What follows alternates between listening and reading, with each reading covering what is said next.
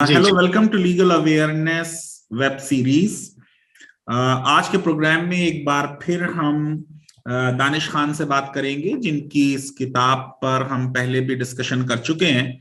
इस किताब में 12 फ्यूगिटिव्स का जिक्र है जो भारत से इंग्लैंड भाग गए और जिनकी एक्सट्राडिशन के मैटर्स पर कंट्रोवर्सी रही है।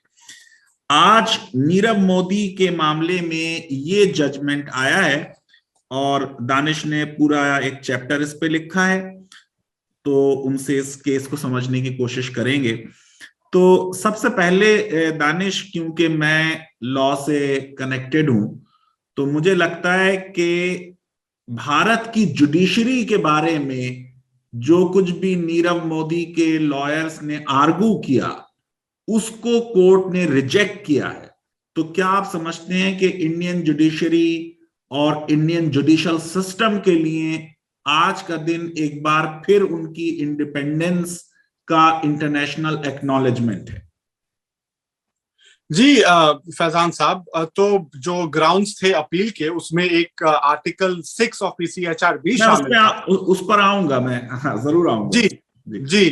तो वही आपके सवाल को टैकल करते हुए, तो उसके अंदर बेसिकली कोर्ट ने कहा कि भाई फेयर ट्रायल हो सकता है, क्योंकि नीरव मोदी की टीम ने लगातार ये आर्ग्यू किया कि भाई जस्टिस नहीं मिलेगा, the executive has already made up its mind, और जजेस जो हैं, their judgement can be clouded by the fact that executive has already made those things. तो आज का जो ये जजमेंट है, definitely it puts a stamp on India's judiciary, the independence of India's judiciary, क्योंकि सीपीएस के बैरिस्टर हेलन मैल्कम ने भी ये कहा था कि it has never been granted before as well, कि भाई इंडिया में को आप एक्स्ट्राडाइट नहीं करेंगे किसी आदमी को क्योंकि उसको फेयर ट्रायल नहीं मिलेगा। So the bar for that is very high and it continues to be very high. हाँ, मैंने तो बार बार ये बात कही है अपने प्रोग्राम्स में कि इवन कसाब को भी फेयर ट्रायल मिला इंडिया में और अल्टीमेटली मैटर सुप्रीम कोर्ट तक गया। तो सबसे पहले दानिश ये बताइए कि क्या वो ग्राउंड्स थी जिन पर नीरव मोदी इस केस में गए थे कि उनको अपील करने की राइट मिल जाए? तो 5 ग्राउंड्स थे जो उनके वकील ने जज के सामने रखे as far as the judgement of the trial court was concerned, और एक ग्राउंड उन्होंने सामने रखा था सेक्रेटरी ऑफ स्टेट के डिसीजन को। क्योंकि यहाँ प्रोसीजर ऐसा है कि एक दफा जब कोर्ट डिसाइड कर लेता है, ट्रायल कोर्ट, तो मैटर जो है सेक्रेटरी ऑफ स्टेट के पास जाता है और सेक्रेटरी ऑफ स्टेट अपना एसेंट देता है वो जजमेंट को। तो जब अपील का प्रोसेस शुरू होता है तो उसमें 2 पहलू होते हैं। एक तो आप जो जज का जजमेंट है उसको अपील करेंगे, और दूसरा पार्ट है सेक्रेटरी ऑफ स्टेट का जो डिसीजन आया है कि भाई हाँ इसको एक्स्ट्राडाइट किया जाए, उसको भी आप अपील कर सकते हैं। तो दोनों अपील को क्लब करके एक साथ हाई कोर्ट सुनता है। तो 5 ग्राउंड थे जिस पर नीरव मोदी के वकील ने क्लेम अपना रखा, बिल्कुल कहते हुए कि भाई प्राइमा फेसाई केस ही नहीं बनती है, और एक्स्ट्राडिशन का जो क्राइम है वो नहीं हुआ है इसके अंदर, तो वो तो इस दायरे में फिट नहीं बैठता है। और of course human rights ground, mental health condition की वजह से जो जेल्स हैं वहां पे पर्याप्त फैसिलिटीज नहीं है कि इनके मेंटल हेल्थ को ध्यान रखा जा सके, और जेल की जो फैसिलिटीज हैं उस it will be basically breach is human rights. और दूसरे ग्राउंड्स उन्होंने रखा कि भाई फेयर ट्रायल नहीं मिलेगा इंडिया में, तो आप इनको एक्स्ट्राडाइट करने का जो डिसीजन था वो गलत था। तो ये सब वेस्टमिनिस्टर मजिस्ट्रेट कोर्ट के डिसीजन के रेस्पॉन्स में था। और एक जो ग्राउंड था फैजान साहब against the secretary of states decision. तो अब सेक्रेटरी ऑफ स्टेट का जो डिसीजन है वो बहुत ही स्कोप लिमिटेड हो गया है। आइदर स्पेशलिटी का अगर कंडीशन नहीं मीट होता है, मतलब कि हिंदुस्तान एक्स्ट्राडाइट होने के बाद दूसरे केसेस में भी उनको अक्यूज बनाया जाए और डेथ पेनल्टी उनको मिल सकती है, इस तरह के टेक्निकलिटीज पर सिर्फ होम सेक्रेटरी को डिसाइड करना रहता है कि भाई ये सब नहीं होगा और इसलिए हम बार करेंगे। तो इन्होंने, नीरव मोदी के वकील ने सेक्रेटरी ऑफ स्टेट के डिसीजन को भी अपील करने की परमिशन मांगी ऑन द बेसिस की स्पेशलिटी का जो कंडीशन है वो ब्रीच हो सकता है, और उस पर होम सेक्रेटरी ने तवज्जो नहीं दिया। तो ये सारे ग्राउंड्स थे जिन पर लेकिन जज ने कहा ना कि होम सेक्रेटरी ने रीजन जज ऑर्डर दिया है। जी बिल्कुल। तो जज ने जस्टिस चेम्बरलेन ने आज जो जजमेंट जारी किया उसमें उन्होंने कहा कि सेक्रेटरी ऑफ स्टेट का जो डिसीजन था वो केयरफुल था और एनालिसिस के बाद लिया गया डिसीजन था। वो जो है रीजनिंग फेल हो गई नीरव मोदी के डिफेंस टीम की, और बाकी भी सब दूसरे रीजनिंग्स फेल हो गए सिवाय दो आर्ग्यूमेंट्स के। एक तो आर्टिकल 3 ऑफ द ECHR और एक section 91 of the 2003 extradition act. अब दोनों ओवरलैपिंग है, मगर इन फाइन प्रिंट जो आर्टिकल 3 है ऑफ द ECHR उसका बार जरा हाई है। तो जज ने कहा कि section 91 of the 2003 extradition act और आर्टिकल 3 को हम क्लब कर देंगे, and I will give you permission to apply on only on those grounds, on the grounds of mental health. हाँ, तो ये मेंटल हेल्थ पे जो इनके वकील थे फिट्जराल्ड, इफ मेरी सही से मुझे याद आ रहा है, उन्होंने 6 ग्राउंड्स लिए थे, क्योंकि पूरा केस ये बिल्डअप हुआ था कि ये सुसाइड कर सकते हैं और इनकी मेंटल हेल्थ अच्छी नहीं है, ये प्लीड नहीं कर सकते हैं। तो इसके सिलसिले में क्या आज जजमेंट आया? जी, तो ये काफी कंटेंशियस वाला इशू हो गया था मेंटल हेल्थ का, और unlike other cases, most importantly Vijay Mallya, Nirav Modi के वकील लगातार इस बात पर जोर डालते आए हैं कि Nirav Modi has a family history, Nirav Modi is under depression और जो है ही नीड्स स्पेशलिस्ट केयर। जज ने बेसिकली कहा कि ठीक है, जो भी आर्गुमेंट नीरव मोदी की टीम ने कहा है दैट इज आर्ग्यूएबल, मगर उसके अंदर इशू ये है कि जब ये जाएगा फुल हियरिंग जब इसकी होगी, तो उसमें नीरव मोदी की टीम को ये इंप्रेस करना पड़ेगा जजेस को कि भाई जो वेस्टमिनिस्टर मजिस्ट्रेट कोर्ट ने डिसीजन लिया that was not in consideration of the evidence that was in front of him. अब उसमें दो चार बातें ये भी हो गई कि जज ने जैसे कहा कि जो वॉन्सवर्थ प्रिजन है यहाँ का, उससे कहीं बेहतर फैसिलिटी नीरव मोदी को हिंदुस्तान की जेल में मिल जाएगी, और हिंदुस्तान ने जो अश्योरेंसेस दिए इंडिया की तरफ से, 2 स्पेसिफिक अश्योरेंसेस आए मेंटल हेल्थ और प्रिजन फैसिलिटीज को लेके, तो उस पर भी हामी भरी वेस्टमिनिस्टर मजिस्ट्रेट कोर्ट ने। तो अब नीरव मोदी की टीम को वो सब अंडू करना पड़ेगा, बिकॉज आज तो जो जजमेंट है वो ऐसा नहीं है कि नीरव मोदी की जीत हो गई, वो तो बस ऑन अ लिमिटेड पॉइंट है कि yes your arguments it is arguable enough, और इसके ऊपर आगे सुनवाई होगी। तो एक बार और उन्हें, हाँ, एक बार उन्हें और मौका है, चाहे 2 ही ग्राउंड्स पे, लेकिन ये कि वो दोबारा से जज के सामने जाएंगे और दोबारा से इस केस को ओपन अप करेंगे ऑन लिमिटेड ग्राउंड्स। जी, ऑन वेरी लिमिटेड ग्राउंड। और इसके अंदर फैजान साहब एक और जजमेंट आया था, फ्लेचर का एक केस हुआ था, यहाँ पर एक्सट्रेडिशन का ही केस था वो, और इवर फ्लेचर को हिमाचल प्रदेश में वापस जाना था, ऐसा न्यू दिल्ली ने एक्सट्रेडिशन के लिए रिक्वेस्ट भेजी थी on a drugs case. High court ने डिनाई कर दिया इंडिया को इस बेसिस पर कि भाई Ivor Fletcher has a history of depression, और जो अश्योरेंस इंडिया से आया उसकी जो वर्डिंग थी that was not found sufficient enough to allay the fears, but that bar is very high, very high. तो उस केस में जज ने कहा कि भाई ये जो बंदा है अगर इसको हम एक्स्ट्राडाइट करते हैं तो his suicide is like virtually unstoppable, in a sense कि देयर विल बी नो कोई पर्याप्त सिचुएशन या फैसिलिटी नहीं है जो उसके सुसाइड को रोक सके। अब ये बार जो है नीरव मोदी को मीट करना पड़ेगा, Nirav Modi's lawyers will have to meet that bar which is a very high bar. तो देखते हैं आगे क्या होता है। नहीं, पर दानिश, जो चीज हम पहले भी आपसे कन्वर्सेशन में कहते रहे हैं और मैं इस पे लिखता भी रहा हूं कि हमारी जो प्रिजन की कंडीशंस हैं वो इंटरनेशनल स्टैंडर्ड्स मीट नहीं करती, लेकिन वो फिर सफिशिएंट नहीं है। देश में जो जेल्स हैं उनको इंप्रूव किया जाना चाहिए। मतलब ये भी कहा जाता है क्रिमिनल जस्टिस सिस्टम में कि अगर आपको ये देखना है कि हेल्थ कैसी है तो आप वहां की जेलों को देखें। हमारी जेलें ओवर क्राउडेड हैं। यहां हम कह रहे हैं कि साहब विद इन 3 किलोमीटर्स उनको जो है साइकेट्रिस्ट की हेल्प मिल जाएगी और सारी फैसिलिटीज मिल जाएंगी, पर देश की जेलों की रियलिटी वो नहीं है जो हमने कोर्ट में कही है। जी बिल्कुल, और अब एक मुझे सेंस भी आ रहा है फैजान साहब, खास तौर से जब मैं एक्सट्रेडिशन के बैरिस्टर से बात करता हूं, लॉ फर्म्स में मुलाकातें होती है, तो एक थिंकिंग इवॉल्व हो रही है कि भाई assurances can not be the panacea of our ills. तो अब पता नहीं आगे चल के शायद एक स्टेज ऐसा भी आए कि कोर्ट्स और यहाँ की जो जुडिशियल सिस्टम है, they give a much thorough inquiry into the assurances that is given. वो तो अभी भी हो रहा है, मगर बाय एंड लार्ज इंडिया की assurances, they meet the standards, they have passed the musters. मगर it is very much a possibility कि the larger situation of the jails, उस पर जोर देके डिफेंस एडवोकेट्स जो है इंप्रेस करें कोर्ट्स को कि भाई ये कैसा सिस्टम है कि आप इनको एक्स्ट्राडाइट कर रहे हैं तो इनके लिए ये फैसिलिटीज है। मगर आखिर वो आम इनमेट्स के लिए नहीं है, वही मैं जी पॉइंट जी आम इनमेट्स के लिए नहीं है, वो होनी चाहिए। अच्छा, ये और जरा सा बताएं कि ये आर्टिकल 6 पे जो बहस हुई European convention of human rights को लेके, तो एक तो हमारे व्यूअर्स को बता दें थोड़ा सा ब्रीफ में आर्टिकल 6 क्या है और फिर उस पे क्या जजमेंट आया है।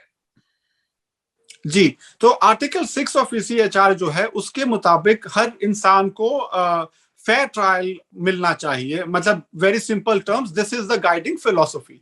अब फेयर ट्रायल मिलने के लिए क्या कंडीशंस होने चाहिए? फ्री जुडिशरी, मीडिया का दखल अंदाज ना हो, मतलब अनयूजुअल दखल अंदाजी ना हो, executive should be fair, the process should be fair, और he should get enough opportunity to present himself through a team of lawyers, जिसकी मर्जी हो सके उसको डिफेंस कर सके। तो these are some of the broad categories that decide article 6 ईसीएचआर।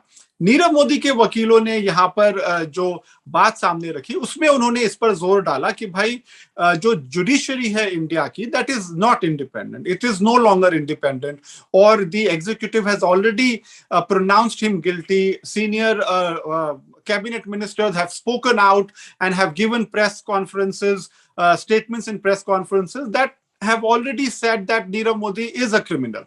तो ये सब एक जो है आर्गुमेंट इन्होंने तैयार किया इसको लेके कि जज इनकी एक्सट्रेडिशन को रोक दे, bars the extradition on the grounds of article 6। अब मसला ये है फैजान साहब आर्टिकल 6 में कि that bar is very high. In a sense, the judge has to be convinced and very thoroughly convinced. आज तक, अभी तक हिंदुस्तान से जो भी एक्सट्रेडिशन रिक्वेस्ट आए हैं, बहुत सारे लोगों ने इसकी कोशिश की है, but no one has been successful so far कि भाई इनको फेयर ट्रायल नहीं मिलेगा। तो that is a very high bar to be met. और इनफैक्ट जब एडवर्ड फिट्जजेरल्ड ने अपने आर्ग्यूमेंट किया, मैंने वो जो हियरिंग अटेंड की थी, उसमें उन्होंने रुवांडा का एग्जांपल दिया, कुछ और रिजीम्स का उन्होंने एग्जांपल दिया। All of that was countered by Helen Malcolm of the CPS कि भाई हिंदुस्तान जुडिशरी की आप जहां तक बात कर रहे हैं, that is still independent, supreme court है, there is the overall guidance. तो उसमें ये बात फिट नहीं हो पाए, मगर कोशिश उन्होंने लगातार किया, वेस्टमिनिस्टर मजिस्ट्रेट कोर्ट में भी की, और यहां भी परमिशन ग्रांट करने के लिए भी उन्होंने ये ग्राउंड सामने रखा आर्टिकल 6 का। सो फार what I have observed Faizan साहब कि it's only very few nations in Africa and elsewhere जिसमें आर्टिकल 6 का argument has been approved by the courts here। लेकिन मैंने जैसे आपसे लास्ट टाइम भी कहा था दानिश कि जो क्रिमिनल लॉज में रिग्रेसिव अमेंडमेंट्स हम ला रहे हैं और प्रोसीजरल सेफगार्ड्स एक्यूज के डिनाई कर रहे हैं, पेनल्टीज बढ़ा रहे हैं, वो अल्टीमेटली हमारे क्रिमिनल जस्टिस सिस्टम की फेयरनेस को डाइल्यूट करते जा रहे हैं, और वो चीज अच्छी नहीं है। जुडिशरी इंडिपेंडेंट है, जो उसको कहा जा रहा है कि it has become executive minded, वो दूसरी कॉन्टेक्स्ट है कि सरकार और जुडिशरी में क्या रिलेशनशिप है। ये जरा सा एक चीज और दानिश आप बताइए कि पूरा झगड़ा जो है नीरव मोदी का वो एलओयूज को लेके हो रहा है, और सीबीआई कह रही है कि साहब 150 में 123 जो है वो अर्लियर पेमेंट्स के लिए यूज हो गए। तो आज के जजमेंट में भी कुछ जिक्र है उनका, उसके बारे में थोड़ा सा ब्रीफली बता दें। जी, तो नीरव मोदी के खिलाफ 3 चार्जेस हैं ब्रॉडली। एक तो है फ्रॉड का, दूसरा है कि भाई उन्होंने फिर वो फ्रॉड के मनी को मनी लॉन्ड्रिंग में इस्तेमाल किया, और तीसरा है थ्रेटनिंग विटनेसेस, डिस्ट्रॉइंग एविडेंस और उस सब का। तो उसके अंदर नीरव मोदी के वकीलों का ये कहना था कि भाई इसके खिलाफ केस ही नहीं बनती है because there has been a very huge shortcoming on part of the CBI. उन्होंने कहा कि भाई सीबीआई ने जो केस रखा कोर्ट के सामने नीरव मोदी के खिलाफ, that seems that they are not clear enough कि किस तरह से नीरव मोदी को हम अक्यूज बनाए। तो उसमें that is which is their argument. उनका कहना है कि भाई the CBI is saying that 150 LOUs are the is the heart of the crux of the case against him, मगर this is a much wider case। और जब CBI ने अपना केस जब खत्म करना शुरू किया, द सबमिशंस जब खत्म होने लगे, तो आखिरी में सीबीआई ने जो है नीरव मोदी को बताया कि भाई there is a wider conspiracy और इतने सारे और LOUs थे, ये सब में भी इनका ये शामिल है। तो डिफेंस एडवोकेट ने, एडवर्ड फिजरल ने ये कहा कि भाई CBI seems not very clear कि इनको एक छोटे केस में करना है अक्यूज या वाइडर केस में अक्यूज करना है। So there is an incongruity which means that it is not consistent enough, तो it shows non application of mind। तो आप जो है इनके खिलाफ जो है प्रामा फेसाई केस ही नहीं बनता है, ये बात पर उन्होंने कहा। दूसरी और एस्पेक्ट्स हुए फैजान साहब, जस्टिस अभय थिप्से ने भी एविडेंस दिया यहाँ पर, और वो भी एक बहुत ही अलग किस्म का आर्गुमेंट उन्होंने भी लेके आया। उन्होंने कहा कि भाई जो केस इनके खिलाफ है प्राइमा फेसाई स्टैंड नहीं कर पाएगा बिकॉज जो फ्रॉड के चार्जेस है उसके डेफिनेशंस क्या हैं और इंग्लिश लॉ क्या जो है रिकॉग्नाइज करता है, बहुत टेक्निकल ग्राउंड्स पे गए। बट बाय एंड लार्ज आज भी जो जजमेंट आया उसमें कोर्ट ने कहा, जस्टिस चेम्बरलेन ने कहा कि नहीं, प्राइमा फेसाई का जो केस है दैट स्टिल स्टैंड्स। अच्छा, एक चीज दानिश ये भी बताइए कि जो इतना अटैचमेंट्स इनकी प्रॉपर्टी और एसेट्स का हो गया है, तो वो बात जो पहले भी ली गई आर्गुमेंट में आज भी उसको अपहोल्ड हुआ कि साहब ये बहुत बड़े फाइनेंशियल रिसोर्सेज इनके डिस्पोजल पे हैं, वो क्या अब बचे हैं उतने रिसोर्सेज इनके पास? Fighting a case is quite expensive and he has hired the best of the minds. I mean, Edward Fitzgerald is the king of extradition chambers, उनसे पहले जो क्लेयर मॉन्टगोमरी थी, again she is a top notch barrister. Anand Dubey जो उनके solicitor हैं, he is a big name, reputed name, has helped the prime minister of this country in the past to draft these laws, carry out review. So what I am trying to say is कि भाई जब इतने महंगे वकील और legal team उनके पास है, surely there is some sort of financial backing, और वो जो है फैजान साहब also worked against him in a way that, because वो सबसे बड़ा रीजन बन गया कि ये विटनेसेस को इन्फ्लुएंस कर लेंगे, इजिप्ट में इन्होंने ये कर लिया और फना कर लिया। जी जी। और उसके अलावा एक और चीज सामने ये आया कि बेल जो है नीरव मोदी को डिनाई हुई, और हर स्टेज पर जब ये अप्लाई करने गए तो बेल की अमाउंट जो है, पेशकश जो है, इन्होंने बढ़ाते गई। तो फिर प्रोसिक्यूशन ने कहा, हेलेन मैल्कॉम ने कहा सीपीएस की, भाई एक तरफ आप कह रहे हैं कि फाइनेंशियली हमने, सीबीआई ने इनको बिल्कुल तोड़ दिया है, और हर दफा जब आप बेल मांगने आते हैं तो 1 मिलियन 2 मिलियन तक आप पहुंच जा रहे हैं, तो आखिर there is some financial resources जिसका इस्तेमाल। पुअर आर्गुमेंट था, इनके बड़े एमिनेंट लॉयर्स थे, लेकिन बेल अमाउंट बढ़ाना is not a good strategy. जी जी जी, तो वो उल्टा पड़ गया उनके लिए, वो उल्टा पड़ गया। अच्छा, ये बताइए दानिश प्लीज के आपको क्या लगता है इनके मामले में कि जो ब्रेक थ्रू हुआ वो तो पीएनबी के एक एम्प्लॉय ने किया, हमारी ईडी और सीबीआई और बाकी एजेंसीज जो इकोनॉमिक ऑफेंसेस को मॉनिटर करती हैं वो तो डिटेक्ट नहीं कर पाई। तो क्रेडिट तो नीरव मोदी के केस में जाना चाहिए उस एम्प्लॉय को जिसके सामने वो केस गया और उसने से कहा गया कि हमें पहले भी मिलता रहा है, आप आगे भी दे दीजिए। जी बिल्कुल। और ये जब आर्ग्यूमेंट्स हो रहे थे तो एक बात सामने आई कि भाई reserve bank of India, PNB के सीनियर ऑफिसर्स या वो ब्रांच के सीनियर ऑफिसर्स, ये लोग कहाँ थे? तो एक आर्ग्यूमेंट नीरव मोदी की टीम ने ये भी किया, क्लेयर मॉन्टगोमरी ने, कि भाई इसमें तो कुछ फ्रॉड ही नहीं है, it made perfect business sense for the bank. क्यों भाई? तो वो इसलिए कि एक अरसे से नीरव मोदी को और उसकी कंपनी को इसी तरह से पैसा मिलते आया है, और एक दो दफा नहीं, कई महीनों कई साल तक चलते आया है। तो there was no fraud, this was purely a commercial transaction which made perfect business sense for the bank. ये वर्ड उन्होंने इस्तेमाल किया, it made business sense for the bank and that is why this arrangement continued. तो ये तो उनका ground था। तो जाहिर सी बात है, you are absolutely correct, it actually a lot of credit goes to that one particular officer जिसने कहा कि भाई आपको लेटर ऑफ ये क्रेडिट चाहिए, आप पहले 100% उसका मार्जिन हमें डिपॉजिट करें और then I will issue you that. तो नीरव मोदी के एम्प्लॉय जो गया था वहां पर, उसने कहा भाई ऐसा तो होता नहीं था। तो ऑफ कोर्स अगर वो क्लर्क ने उस वक्त ये डिसीजन ना लिया होता तो शायद चलते रहता ये फ्रॉड। तो दानिश, आज की बात यहीं पे खत्म करेंगे। आपसे इतने ज्यादा केसेस हैं, 12 केसेस हैं, शायद एक दो बार और बात होगी ताकि जरा डिटेल में इन केसेस को समझा जा सके। बहुत बहुत शुक्रिया, आपने हमारे लिए टाइम निकाला। शुक्रिया।